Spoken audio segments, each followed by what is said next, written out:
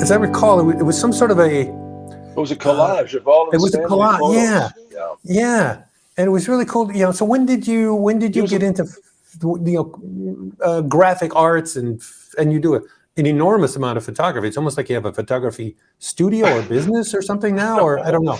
But I you're just I just constantly crank posting on Facebook. I just crank them out. You know what? It's so funny because radio is supposed to be a creative outlet, but when it got to the point sometimes where it's mundane, and I tell you what, you can ask me questions about some parts of even CK. I don't remember. Yeah. It's Oh, me neither. you For go in, sure. you do the show. It's everything. You go home, you come back the next day, do another show, and it's like you're so focused. And there's periods of that time that I don't remember. But photography I've done since I was a kid. My dad had photography gear at home, and we just learned how to goof around with it. Bought some cameras, and then when digital cameras came out, I got into that. And that time when I was off, um, sitting around doing nothing, I learned graphics and Photoshop. Like I think it was version 1 of Photoshop, Right. Yeah, me too. whatever. Yeah, yeah.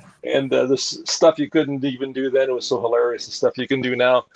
And I just progressed. I ended up doing graphics for the station I worked at. I designed the websites. So yeah, I love to take pictures and make art out of it. And I got to the point where I wanted to draw. So can I draw with this? Maybe I'll learn how to sketch and stuff. And so I'm having fun with that.